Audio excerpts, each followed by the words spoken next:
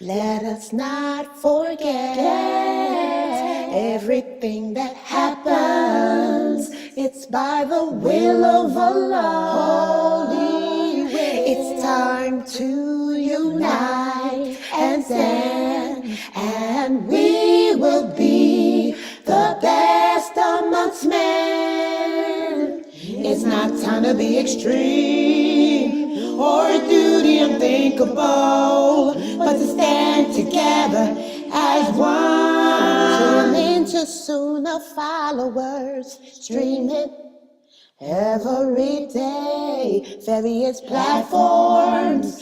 Trust me, you'll find a way. Sunnah followers. You will make it through. The fitrah is awake in you. With Quran and Sunnah by your side, here's a place where it will thrive. You will make it through. You will make it through. The fitrah is awake in you. With Quran and Sunnah on his side, here's a place where it will thrive. You will make it through. With Quran and Sunnah on his side, here's a place where it will thrive. You will make it through.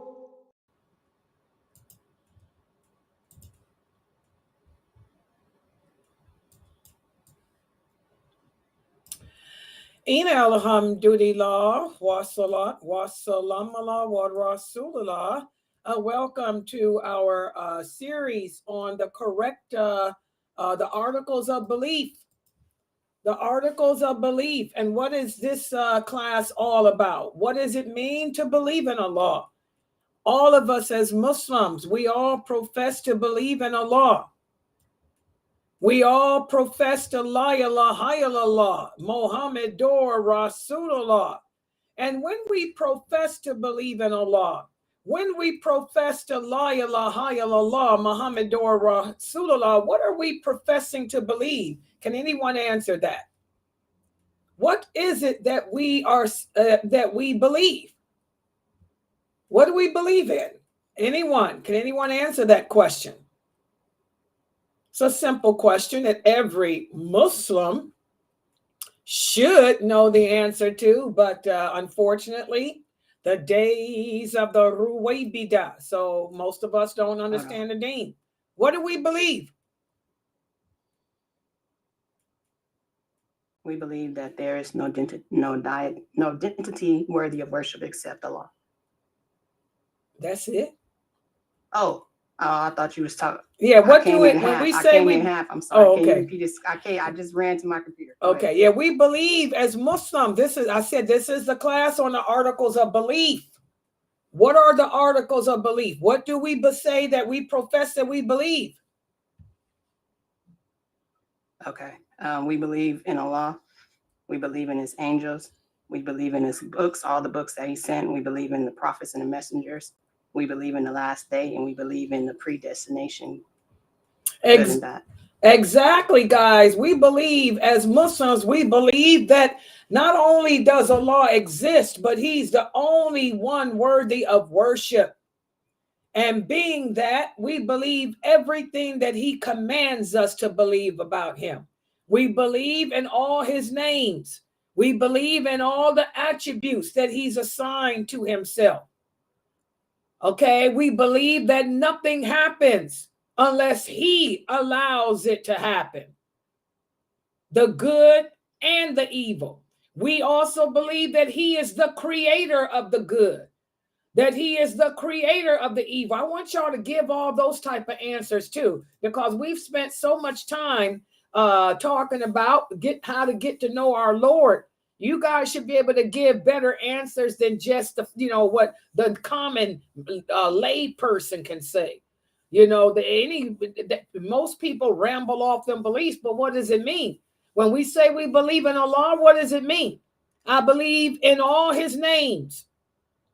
I believe in all his attributes. I believe everything that he's told us of himself. He is the creator of everything, including good, including evil. Because remember, the Mu'tazila don't believe that. There's a lot of so-called Muslim groups out there that don't believe these things. They say they believe in Allah, but they don't believe he's the creator of evil. So y'all got to be more specific. We should be able to get better answers from you all, because you guys went in, we covered get to know your Lord. You know, I believe that, and when I say I believe in him, that means that I believe that all his laws. What about his laws? Let me see if I can get y'all to think like I do. You're supposed to be a reflection of me. What do we believe about Allah's laws? Anybody?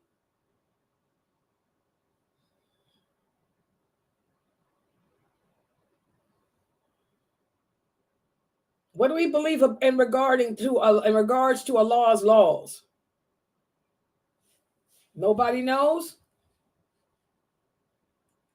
People on YouTube, Facebook, you don't believe in Allah's laws or what? When we say we believe in his laws, what are you saying you believe? Come on, guys, you're not going to make it if y'all can't answer these basic questions of Aqidah. Okay, when we say that we believe in Allah's laws, that means we believe that his laws supersede man's. His laws. There's no problems with him. There's no flaws in it. That's why you have to learn to accept everything that he said is lawful and accept whatever he said is unlawful. He didn't make mistakes. The laws he created were for our betterment. They were not created to hurt us. They were created for our betterment. Y'all got to give answers like this. Show that you understand what it means to believe in Allah. Okay? We believe what else about Allah? Who can tell me what else do we believe about Allah? When you say you believe in Allah, what else are you saying you believe in him, about him? Let the children, since the adults can't get it, maybe the kids can. What is it else that I believe about Allah?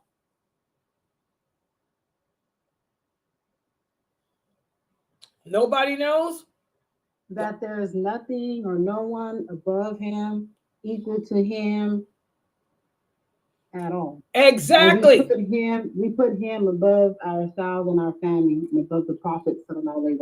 Exactly. He comes before everyone and everything. And what else do we believe about him? Where is he at? On his throne. So what else we believe about him in regards to that? I'm trying to give y'all a clue to give me more details. We believe that Allah comes down in the third of the heavens whenever he chooses to. So we won't basically just say that he's just stuck up there and he can't come down whenever he wants to. If he chooses to come down, he can come down. Exactly. That's what the Mu'tazila, these other Muslims, the ones that come into our YouTube stream, I'm gonna let you guys know. A lot of those, like the brother I had that I had to I had to mute him today. I think he's a Mu'tazila from one of the things that he was saying, because he was typing all that crazy stuff when Dr. Dramali was teaching. You know, they don't believe that. You know, Allah, how can Allah be in two places at once? That's what they don't believe. Allah is above his throne. Yes, he's above his throne, but he also comes down to the lowest heaven every night. Don't ask how he does it. He's not like you. He's not like me. He can be in a million places at once if he so chooses. You guys understand that? And he's not contained above his throne either. There's some other Mu'tazili groups that believe that Allah is contained above his throne, that he's stuck there. That's not true either. So y'all going to have to break it down, especially living in this day. We're living in the days of fitan, the days of the Ruwaybidah that the prophet warned us of. So the answers y'all give got to be like what I give. You know, now do y'all understand what that hadith means when it says the people of knowledge, when we die, our knowledge disappears. You see how knowledge disappears? It doesn't disappear by Allah taking it off the earth, out of the heart of man. It disappears when the people of knowledge who do understand the deen, who do we have to carry on? Y'all got to be able to break it down like I do, like Sheikh Morsi does. Look at some of the great scholars that we've lost since 2000, like Sheikh El-Bani. Sheikh El-Bani had a lot of students, but I'm sorry, ain't nobody replacing him. Most of his students, look at him. I'm sorry, they belong to those extreme ideologies. Those extreme ideologies that say as a Muslim woman, you're supposed to be ugly. And El-Bani didn't teach that. Sheikh El-Bani's fatwa about women is just like Aisha's radiallahu anha. And Ibn Abbas, he never said a woman had to cover her face. Sheikh El-Bani never said a woman's voice is aura. Sheikh El-Bani never said it's haram to wear makeup either. His fatwas is exactly what Aisha's and them was. He said, as Aisha said, not only can a woman show her face and her hands, but the makeup and jewelry on them too. That's El-Bani's fatwa. But do his students teach all that? No. These people that claim to be his students, they're the ones that's oppressing you. They're giving you watered down information. So all that knowledge he had about women, it went to the grave with him. His students can't feel his shoes.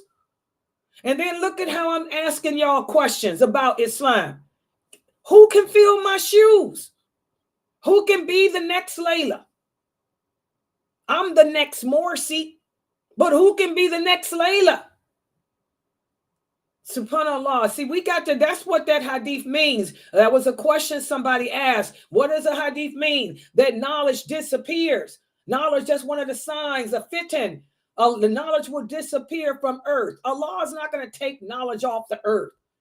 It's going to disappear from the hearts of man with the death of the truly knowledgeable people. When we die, we take our knowledge with us. No one can stand in our shoes. Just like El-Bani students, they ain't standing in his shoes as far as what I can see. Like Sheikh Karadari. Okay, like Umar al-Ashgar, who's filling their shoes? That's the thing. That's what that hadith means about knowledge disappearing. Y'all got to do better. Y'all got to pull it out. Okay, so belief in Allah. We believe everything he said about himself, his names, his attributes, where he is. What about Allah saying he had hands and eyes and feet and stuff? What about that? Any comments about that? Is that a myth that's made up? Does Allah have eyes? Does he have hands? Does he have feet? Yes, he does. We believe everything that Allah says is. And when, for example, Allah's feet, and when paradise is going to get full, for Allah's going to put his foot into paradise, because he's going to be saying more and more and more, give me more. And for the paradise to stop saying, give me more, Allah's going to put his foot into paradise. So that's one example of Allah has feet. What about his feet, his hands? Can y'all tell me particulars about it? What particulars about his hands, his eyes, his feet, his ears? He got ears too. Can y'all tell me about his eyes, feet, ears? 2 right hands. That's not the answer I'm looking for. Oh, okay. Yeah, y'all need to say Allah has eyes. Allah has hands.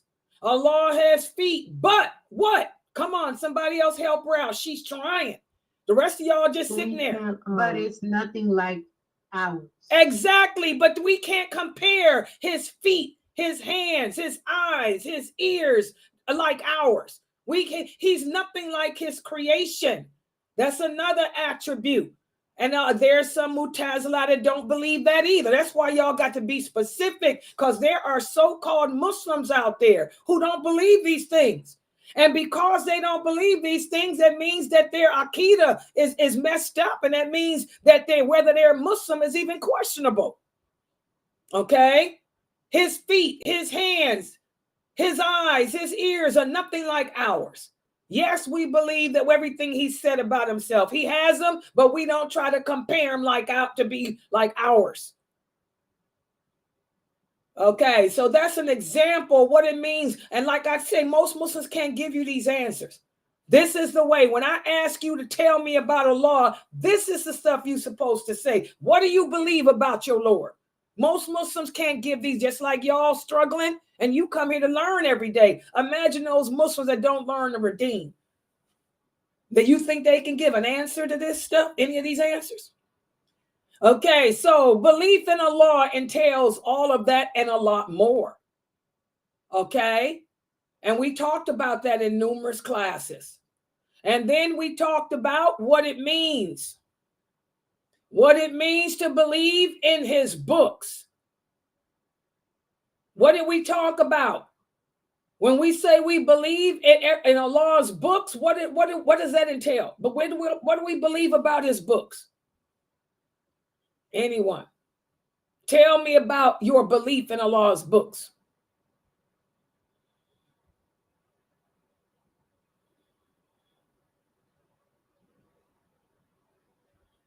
Nobody can answer that. See how the room gets quiet.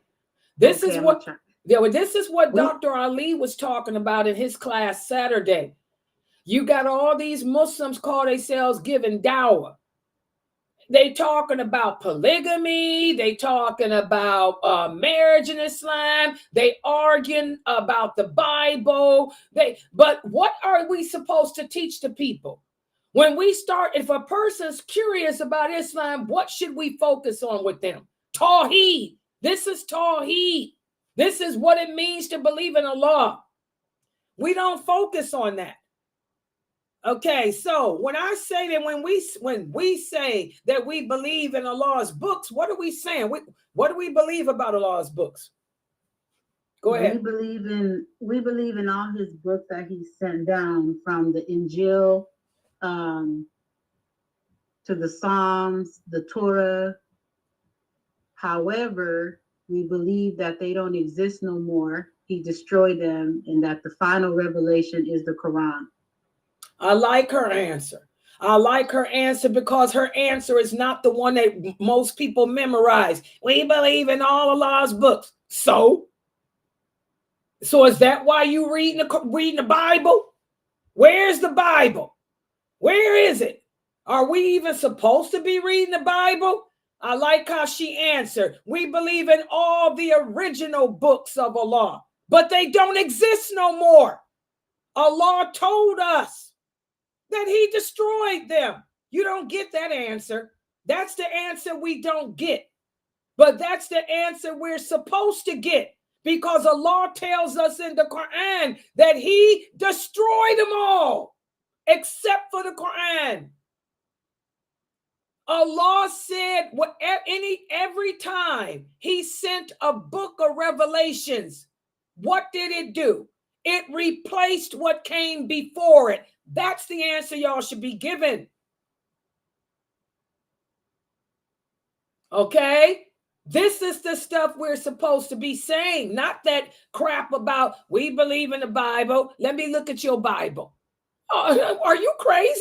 The Bible ain't existed in centuries. The Bible was replaced with the Quran. Are you crazy?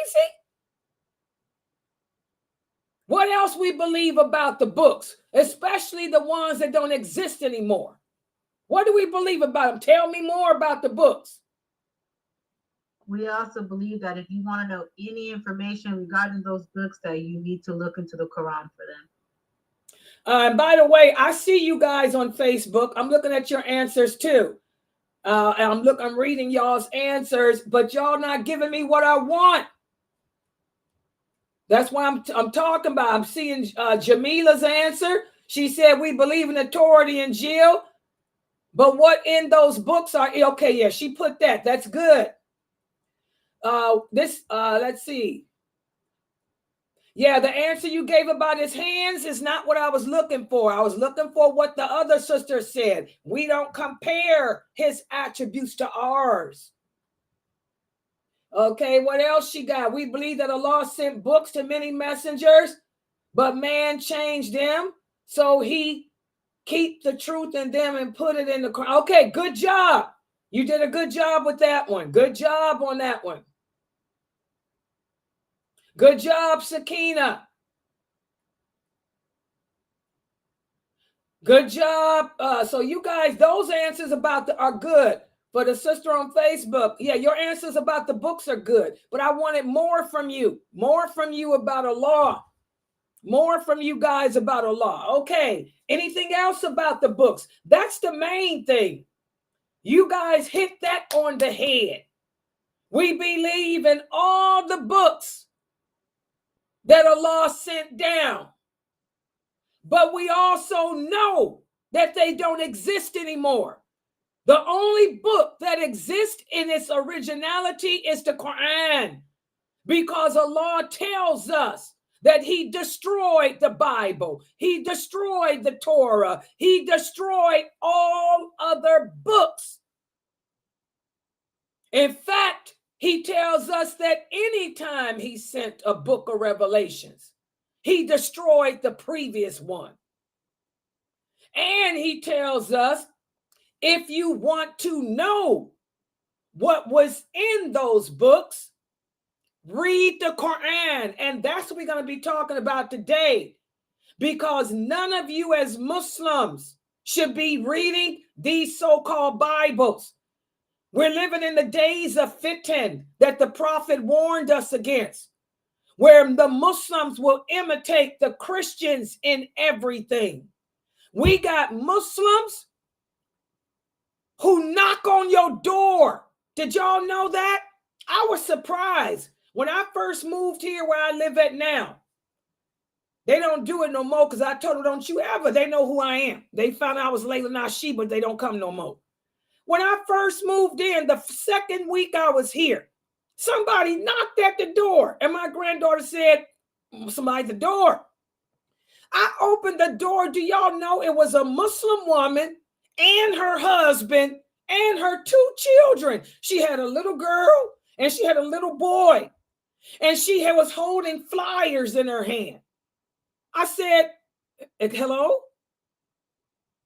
Oh, I was just going to come and talk to you about Allah. I was going to come and ask, do you believe in God? So I said, wait a minute. Are you a Muslim? She said, yes. I said, are you a Muslim or are you a Jehovah's Witness? And that's when I told her, sister, don't you know that we're not supposed to imitate the kafir? I said, where does Allah say that we go knocking on people's doors, inviting ourselves in their houses, passing out flyers? That's what the Jehovah Witnesses do. That's not us. All actions of worship.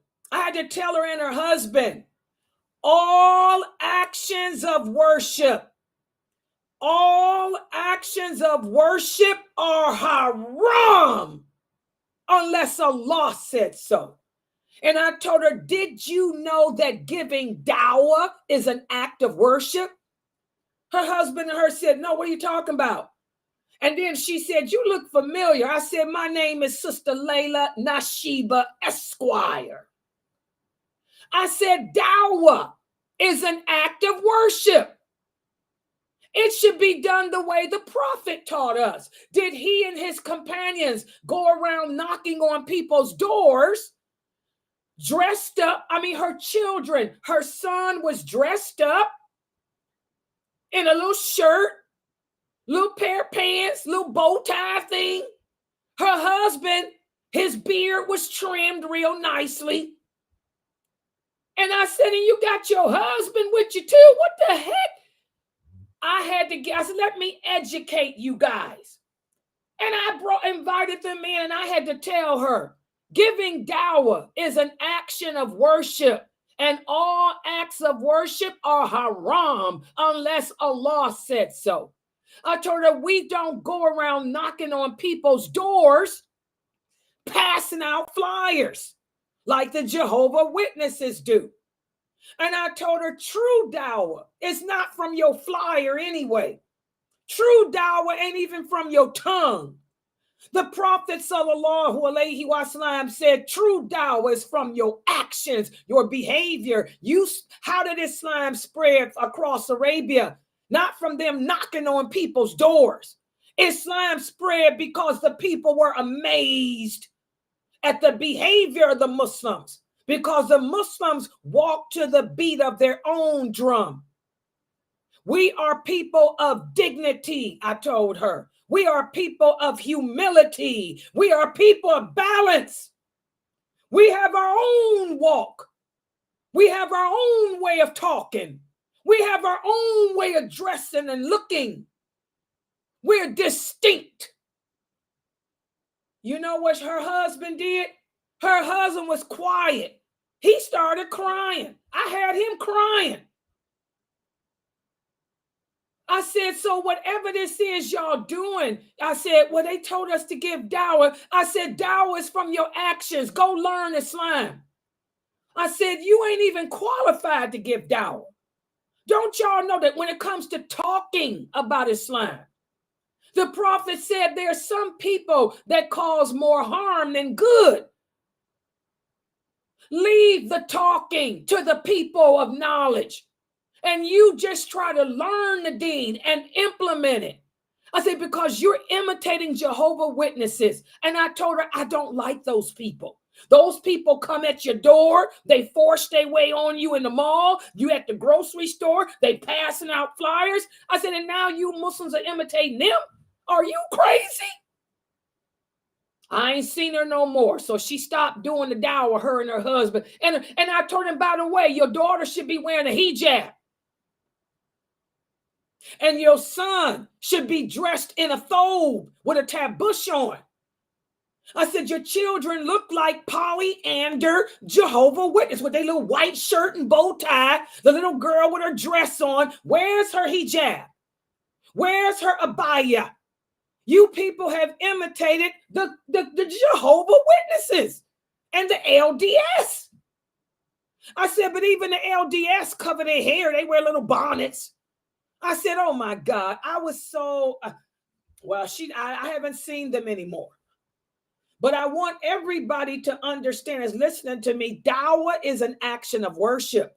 It's got to be done the way the Prophet legislated. We can't make up our own way of doing dawah. Oh no, we can't transgress the limits. And I bet you never heard none of those brothers tell y'all this, have you? Yeah, I'm going to break it down. Welcome to the lailanasheeba website. Okay?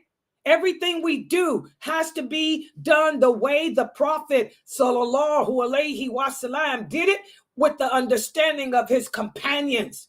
If Umar were alive today and saw Muslims imitating Jehovah's Witnesses, knocking on doors, he'd be angry. If the Prophet himself sallallahu alaihi wasallam was living today and saw these boots, that's another innovation. You got Muslim women and men putting up tables outside, arguing and debating with the kafir. You're waiting for people to walk past. Hey, what's your religion? Are you a Christian? Come here. What does your Bible say? Yeah, can you prove to me what your Bible says about Jesus? Oh, we're ridiculous. What would the Prophet sallallahu alaihi wasallam say? He would say, is this what I taught you to do? To sit up on the street corner, doing street corner dawah, arguing, debating with non-Muslims. Did I teach you to take their book, open it up, and pick out verses that you think are correct? Didn't I tell you that the Bible doesn't exist? Doesn't Allah tell us that the Bible does not exist? So what are you reading? How can you tell people in one hand that their book is not authentic, then turn around and say, but I can pick out bits and pieces? What would the Prophet sallallahu alaihi wasallam say to us? Y'all see what he means when he said in that hadith, Islam will become strange. It will become strange. And the people, the Muslims, will end up imitating the Christians, and everything they do will end up looking like them. talking like them, behaving like them, knocking on doors, arguing and debating like them. Y'all see how Allah always speaks the truth. So, if you say you believe in Allah's books, that means you believe everything that Allah told us of those books. He said the only book that exists and that will remain on this earth until the day of judgment is the Quran. If you truly believe that, then what are you doing reading those other garbage can stuff? That's what we're going to talk about today. All right, so today, and by the way, the book that we're using, for those of you who are new, we're studying from the book entitled The Articles of Belief. You can go to www.adleyonline.com. Okay, and these are the other books we're teaching from too, that if you want to get them, the 55 Hadiths on Behavior and Discipline for the children, the Articles of Belief, which is this book here. Also get the book Termites and also the book Not of Us. Those are the 5 Hadith books that we are studying here at Sunnah Followers, and all of those can be purchased at www.adleyonline.com. That's Sheikh Muhammad Saeed Adley's website. Okay, and he put a lot of work, time, effort for the sake of Allah only. Like I tell you, the Prophet Muhammad sallallahu alaihi wasallam said Allah does not accept any of your good deeds, not your prayers, not your charity, not your books or anything else, unless you're doing them solely. That means only for the sake of Allah. Well, Sheikh Adley does this only for the sake of Allah. He ain't looking for nobody's money. He ain't looking for no price. He wants to be paid in the hereafter. He don't want to be paid in this world. So the books are very, very inexpensive. You're not going to pay more than $5 or $6 for these books. Okay? So please go to adleyonline.com and get a copy of all those books I have listed there. And for tonight, turn to page 34 of the Articles of Belief. Let me put the PowerPoint up on the screen because we're going to finish discussion about what it means. What does it mean to believe in Allah's books? And I'm going to give you the dalil, the evidence that the only book that exists today is the Quran. And I'm going to give you the evidence that no Muslim on this planet, no Muslim on this planet, I repeat, no Muslim on this planet should ever pick up a book called a Bible or a Torah and call yourself reading it. I'm going to give you the authentic dalil for all of that because I don't just speak from myself. Okay, so let's put the PowerPoint up. Okay, and by the way, the kids should be listening. The Sunnah follower kids, take notes. Okay, because I don't want you kids growing up making the mistakes that your parents may have made with that dawah. Okay, and I hope your parents are listening. So let's put this up. Okay, yeah, the kids laugh at me. Y'all know the kids think I'm crazy here. They're in the Zoom room laughing. Okay, let me share to the Zoom room first, my PowerPoint. Hold on. Yeah, take screenshots. The brother here said, well, he screenshotted. Yes. How old are you? You're 12? MashaAllah. Yeah, take screenshots. You know how to work the phone better than I do, I'm sure. Yeah, take screenshots of the PowerPoint and then print them out and then staple them together at the end of the class so you will have all this stuff and get ready to teach you, okay? He said his mother is here with him too, and she gives salams. Tell your mom I said, wa alaikum salam, wa rahmatullahi wa barakatuhu, and may Allah bless her and bless your father and bless your whole family and keep you all firm. Keep us all firm upon Siratul Mustaqim. Ameen. Ameen. May Allah bless you, sister. Okay. All right. Okay. Yeah. Alhamdulillah. New sister here. Yeah, that's the website. Atlee Online. I'm going to put this up and show you too. The website. Okay, let me show her. Hold on. Yeah, I'm getting ready to screen share it. She wants to know the website again. Okay, let me share the Zoom people first, and I can open it up for everybody. Okay, this is the PowerPoint. And here we go. Everybody look at the screen. I'm going to make this screen larger for you guys too. Hold on. Belief in books. Here it comes. Okay, there. Okay, I'm going to make it larger. Inshallah. Yeah, the kids can participate in all the classes. She's texting me. Yes. Yeah, all my classes are family friendly. Put us on a big screen TV. Yeah, turn to channel Sunnahfollowers on YouTube. So that way the kids they laugh at me all the time. She said her children always think I'm funny, and they laugh and they love learning from me. Alhamdulillah, the kids get my humor. The children always got my humor. It's the adults. They think I'm all mean and rough and angry. The kids know I'm putting on a show. Yeah, well, put us on a big screen TV. That way it'll keep their attention. Okay, this is the book, guys. The Articles of Belief by Sheikh Muhammad Saeed Atlee. So when you go to his website, there it is, www.atleeonline.com. This is the book. And that's a picture of Sheikh Muhammad Saeed Atlee. A lot of people ask me why I use the pictures of us.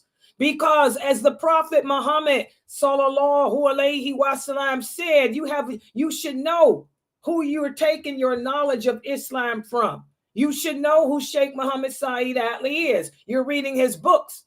You're studying from his books. Well, that's a picture of Sheikh Muhammad Saeed Atlee. You should know who your teacher, lailanasheeba.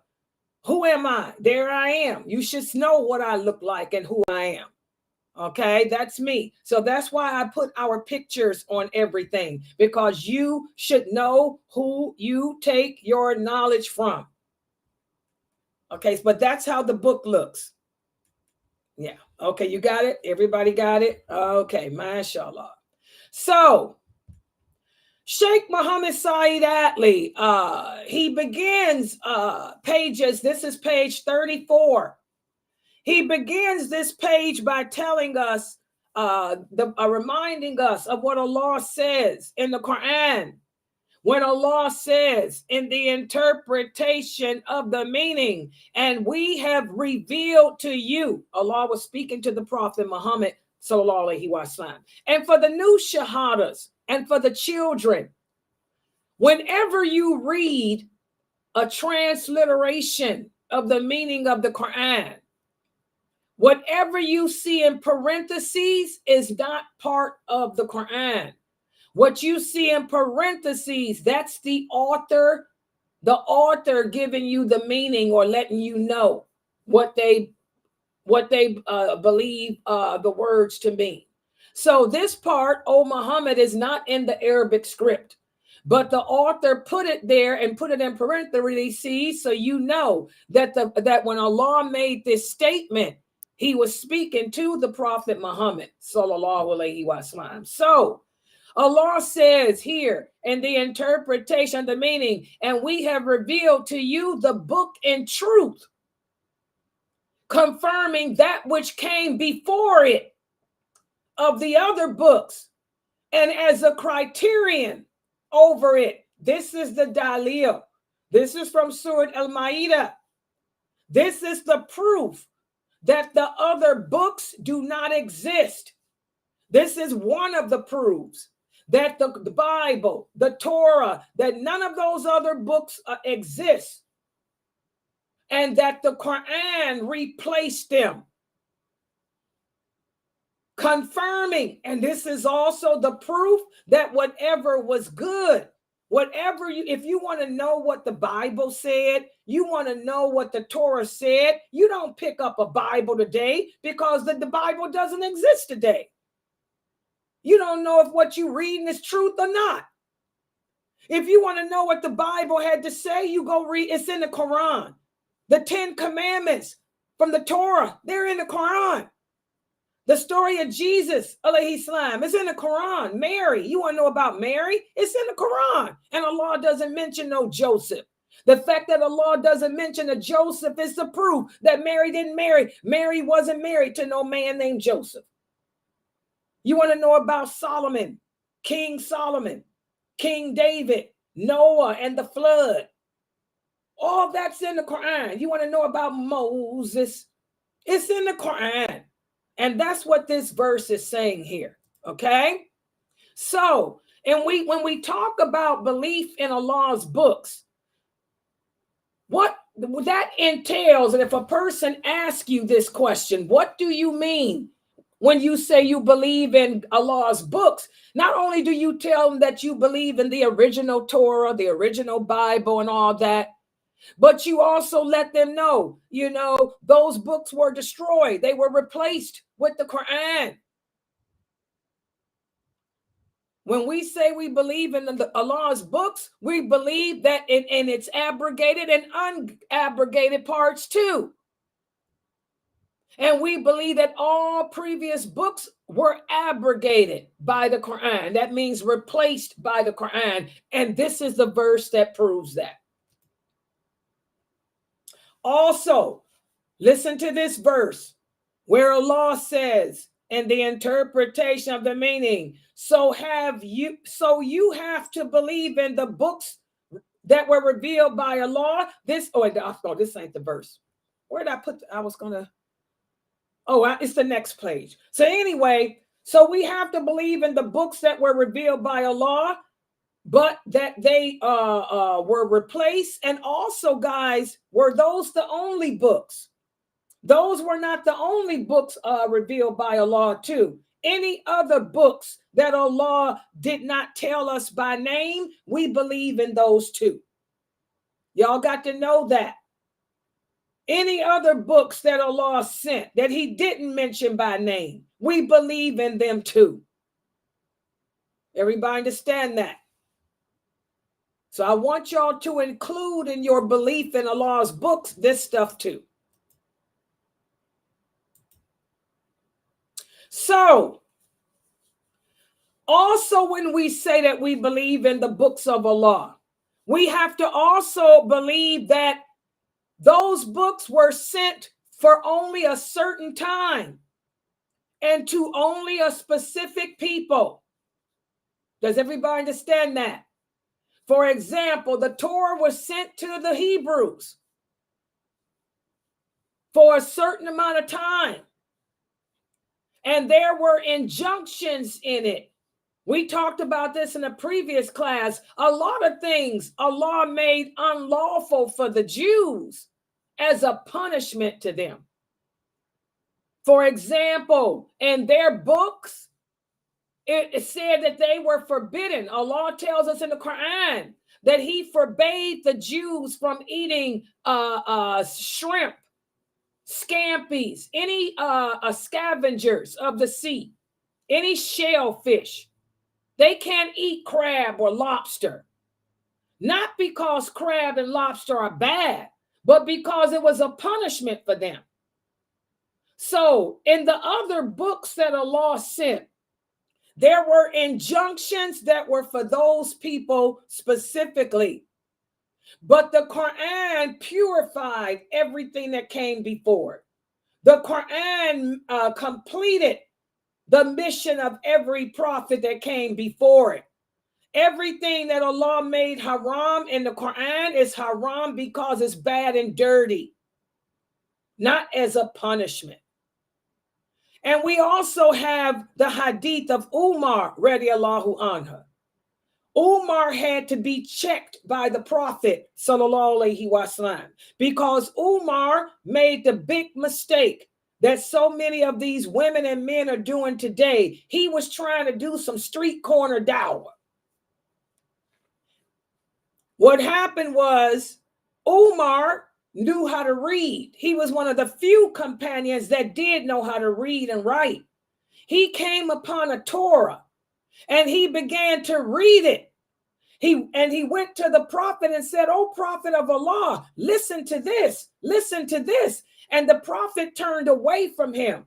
But Umar kept following him and reading more and more. So finally the prophet got angry. And he said, "Umar, don't you know that the Quran replaced everything that came before it? You don't know if what you're reading is truthful or not." He said, "And if Moses were here today, Moses would have no choice but to follow me and my book and my Sunnah. The Quran replaced whatever was in the Torah, but the Torah doesn't exist. What you're reading now, you don't know if it's truthful or not. You don't know if that was a punishment or not." So this authentic hadith, this is the dalil that you Muslims today should not be reading those books.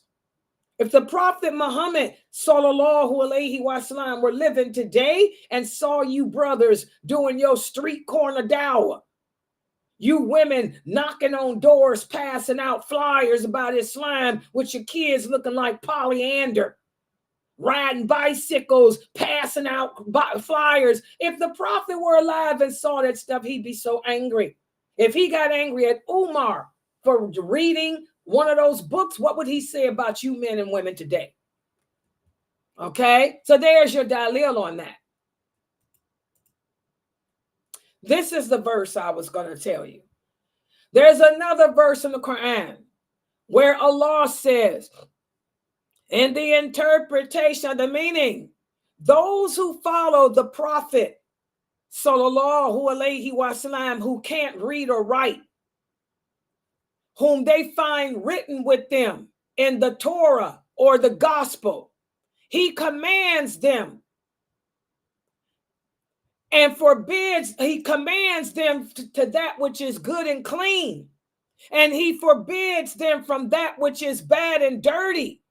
He allows them as lawful all good in regards to things and in the deeds, beliefs, and people. And he forbids from you all the evil. In other words, this is the verse of the Quran where Allah is letting us know whatever Allah made lawful is good and clean in the Quran. And whatever Allah made unlawful is bad and dirty. Whereas in those other books, the Torah, the Bible, some things were made unlawful for those people as a punishment. So again, the Quran perfected and completed the books that came before it, just as the Prophet Muhammad sallallahu alaihi wasallam completed the mission of Jesus, Moses, and everyone before him. So as Allah says here in this verse, so those who believe in the Prophet Muhammad honor him and they help him and they follow the Quran, which has been sent down with him. It is they who will be successful.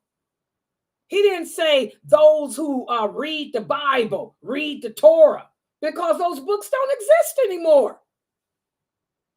You have no business doing that.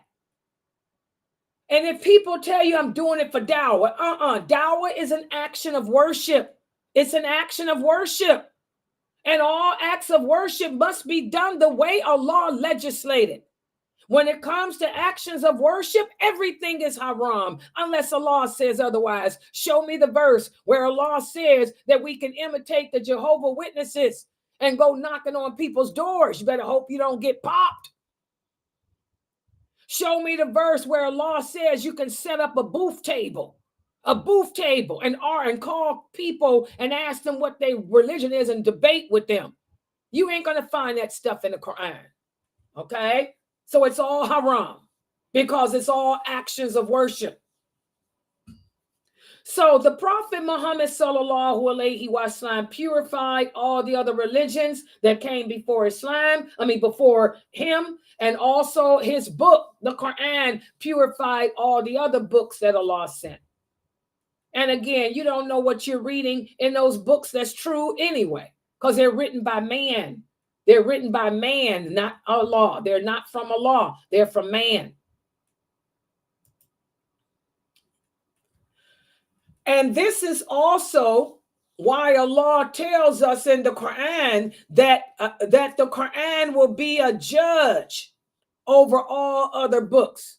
And we as Muslims will be witnesses over all the other nations. We will be witnesses over them all. On the day of judgment, when Noah, alayhi salam, stands before Allah, and the people accuse Noah of not guiding them, Noah will say, I did guide them, Allah. And Allah is going to ask Noah, who's your witness? And that's when we will be witnesses for Prophet Noah. We will say he did guide them because our book says he did.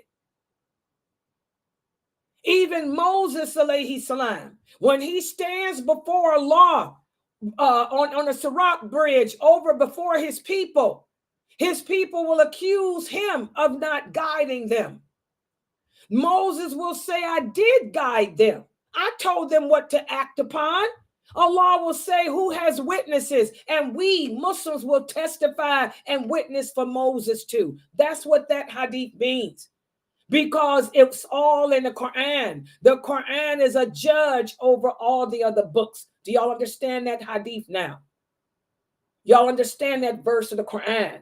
Like I tell you, you will never understand the Quran until you learn those hadiths. The hadiths are the explanation. So we Muslims are witnesses over all other nations because our book, the Quran, purified all the other scriptures that came before it. And it says Noah spent over 300 years trying to call his people to Allah. Said that's the proof. And we will testify to that. And again, when we say that we believe in the books of Allah, we have to also include this because there are some Mu'tazilah who will say the opposite. The Quran it comes from Allah. The Quran did not come from the Prophet Muhammad sallallahu alaihi wasallam, guys. The Prophet Muhammad sallallahu alaihi wasallam didn't write the Quran or make it up. Allah is the one who created it. Everybody understand that? They're the words of Allah. The Quran is the words of Allah. It's a book for us, written in the form of a book now, but it was memorized by tongue and heart. Those were the words of Allah. The Quran is the words of Allah, not the words of the Prophet Muhammad sallallahu alaihi wasallam. In fact, all his books, all the previous books were the words of Allah. Everybody understand that? And again, as we talked about, Allah sent other books too, who have not been mentioned by name. And also he sent other prophets who were not mentioned by name. We believe in all them too.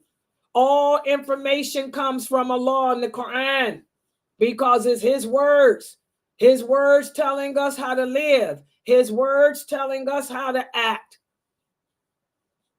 Does everybody understand that? There are some people out there that argue about the Quran being a creation of Allah. That's why I had to take that word out, because I don't want y'all to think that. There's some Mu'tazilah that say, oh, Allah didn't, the Quran was a creation. There's not the words of Allah. They're the words of Allah. Allah sent the Quran down, through the angel Jibreel to the Prophet Muhammad sallallahu alaihi wasallam. Those were Allah's words. Allah told Jibreel, tell Muhammad this, tell Muhammad that, sallallahu alaihi wasallam. Tell him this, let him know that. Those were Allah's words talking. It's not a creation of Allah. It's his words. So that's why I took that word creation out of there. Y'all understand that? It's Allah's words. Because when we say creation, people think that Allah just said appear and it appeared. No, these are his words. Everybody understand that? That's a very important point. And so finally for today, what I want to speak about are the benefits of believing in the books of Allah. Number one of the benefits is, number one, Allah sent a book to every nation to guide them and teach them of him. Remember, all human beings, we were created to worship Allah. When Allah drew forth the souls of us after he blew the soul into Adam, he gathered us together on Arafat and told us what our purpose is. He said, you are created to worship me. And Allah is in his mercy, is not going to have us struggling in the dark blindly to try to figure out how to worship him. He sent a book to every one of us, letting us know how, letting us know what he expects from us. And he sent a prophet or a messenger to convey the truth to them too. So when we say we believe in Allah's books, it brings about this benefit. You know that Allah, if I want to know how to live a good life, if I want to know how to be content in this world, and if I want to know how to be content in the hereafter, the Quran contains all that information for me. And again, Allah did not send one book for all times. Okay? Times change. So that's why he sent different books. But this is the beauty of the Quran. The Quran is for all times. Again, the Quran perfected what came before it. There's no need for Allah to send another messenger. There's no need for him to send another book, because the Prophet Muhammad completed his mission and that of the prophets before him for all times. Like I tell you guys all the time, there's no question that you can ask about Islam today that has not already been answered. And I always challenge y'all. Ask me a question. Ask me a question about the lawful and the unlawful that hasn't been answered. The Prophet told us everything we need to know about the lawful and the unlawful. The lawful and the unlawful is clear. Just like I just told you, dawah. Dawah is an act of worship. You want to know if it's lawful to set up to knock on doors like Jehovah's Witness? No. Where's my dalil? It's an act of worship. All acts of worship are haram unless Allah says otherwise. So now show me where Allah said you can imitate the Jehovah's Witness and knock on people's doors and pass out flyers. You putting yourself and your family in danger, number one. Allah would never do that to us. Tell me where Allah said I can put a table outside and argue and debate with people about their religion and mine. There's my dalil. Everything has been addressed already.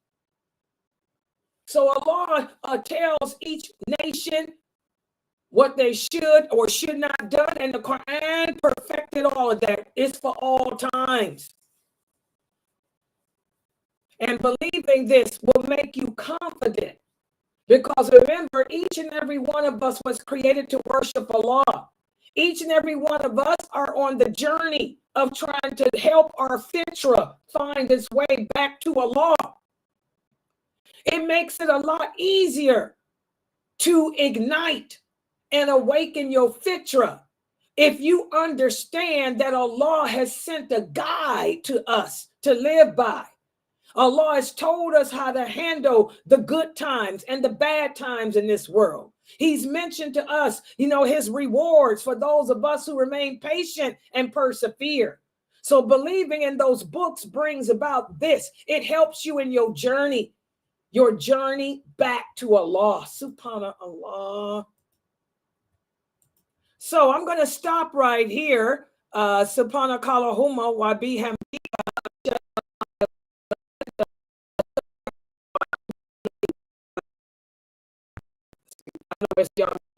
I'm trying to, hold on. I'm trying to switch it back. Are there any questions or comments about what we've covered? Is this information clear?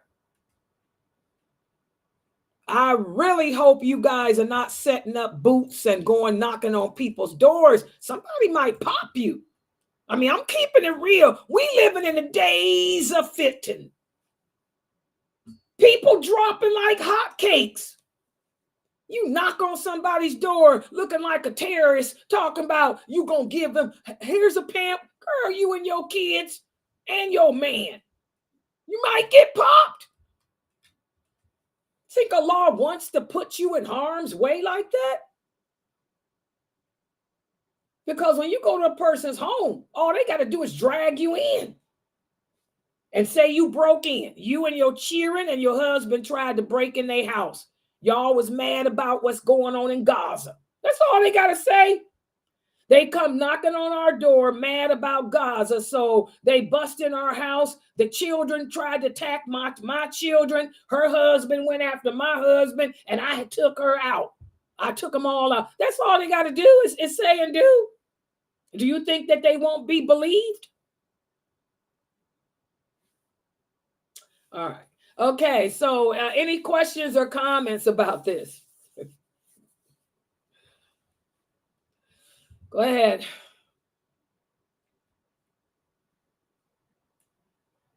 Yeah. Okay, tomorrow is Monday. And yes, I'll be doing my Heroines of Islam. She's asking me, who am I going to do? I'm going to be honest, sister. This has been the weekends are so stringent here at Sunnahfollowers with all the streaming. That's why I had to make my backgrounds like I'm making them to try to relax. I haven't had a chance to see which female companion I'm going to do. But I'm glad you reminded me, because if I don't fall asleep, because I'm so tired and sleepy, if I don't fall asleep, inshallah, maybe I'll try to see after this class. Because I did Hani, I did Atika. I'll look at, I think I want to do Hakam. I think I want to do Hakam. That's probably what I'm going to do. Because whenever I do Atika, I usually go to Hakam, then I usually go to Kala and them. So it might be Hakam, inshallah. But yeah, that class is tomorrow, and it's at 9 p.m. Eastern Standard Time. Yeah. Yeah, Dr. Jamali's dream class is on, what day is it on? Saturdays. Y'all like that? Y'all like Dr. Jamali's dream thing? You got a couple of dreams. Yeah, for those of you who have dreams that you want Dr. Jamali to interpret, just write them down and then be here on Saturday. Come in on, inshallah, he'll try to do that on Saturdays. So just keep a list of your dreams. But that's on Saturdays, okay? And Dr. Ali is next Saturday. They really like Dr. Ali's class. Alhamdulillah, I got to let him know. Yeah. Yeah, it was very plain English. Yes. Yes, he did a good job. Yes, I'll let Dr. Ali know. You understood the different hadiths and everything. Good job. Yeah, that was good. No, that's why I tell you. That's why I want all my students, the children and their parents, to participate in Dr. Ali's class, because y'all need to learn the science of hadith. Y'all need to learn how these hadith, the work that was put in. I mean, the work was done for us. There's nothing for us to do today except learn from the people of knowledge. But there was a lot of work put in by those early scholars, you know, and this is how Allah preserved the hadiths. Yeah, so I'm glad y'all need to learn this stuff. So I'm really glad that you guys enjoyed the weekend classes. Alhamdulillah. Yeah, of course, Mukhtar's. Yeah, Mukhtar's classes will always be on the Wednesday, inshallah, for now anyway, Wednesday and Sunday. Inshallah. Yeah, I told him that you guys want the Khalifa. Inshallah, we can try to get him to go through the Caliphate of Umar and the Caliphate of Uthman and Ali. He's got the sources. You know, Mukhtar has the sources to use. He can go through all of their caliphates, inshallah. When Hajar passed away, did the burial her in the same place? No. Hajar was, no. Remember, guys, Hajar went to Mecca. Mecca was made a sanctuary by Prophet Abraham and his wife. By Prophet Abraham and his supplication. That's where Ismail and Hajar went. They didn't go to Medina. The prophet's wives are buried in a total different place. They're in Medina, not Mecca. Yeah, Mecca was a sanctuary because of Prophet Abraham. Medina is the city of the Prophet Muhammad, sallallahu alaihi wasallam. That's the city of the Prophet, is Medina. He made dua asking Allah to bless Medina. Abraham made dua asking Allah to bless Mecca. So no, they're not in the same places. Yeah. Yeah.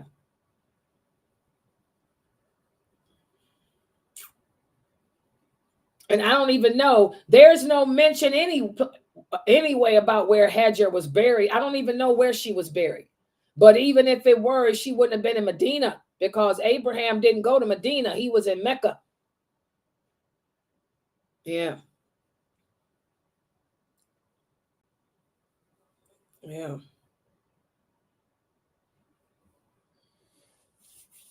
Yeah. Any other questions?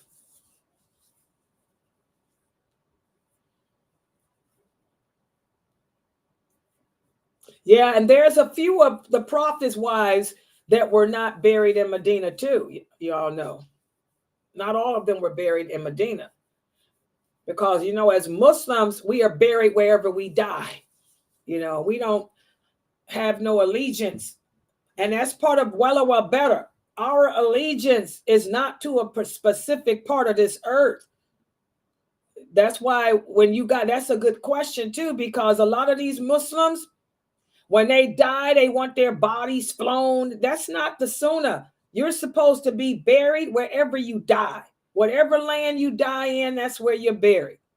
Because our allegiance ain't to no specific part of this earth. Our allegiance is to Allah, the Prophet, and the religion, and the believers. That's it. Yeah. Exactly, brother. Yeah, we're supposed to be buried wherever we die. Die in America, that's where you're buried. Why are you flying your body back to Egypt? What kind of crap is that? That's not the Sunnah. Yeah. Yeah. Okay, any other questions? Very good questions. See how the kids come up with some good stuff? All right, guys, I'm going to log out for right now. Please make sure you guys are here tomorrow, 6 o'clock, diluting well better. We'll be continuing with that. And then 9 o'clock, the heroines of Islam. And I think I'm going to do Hakim. I got to look and see. But I think that's who it is, sister. All right, guys. So I'll be in the Zoom room if there's any other questions. Subhanakallahumma wa bihamdika. Ashhadu an la ilaha illa anta. Astaghfiruka wa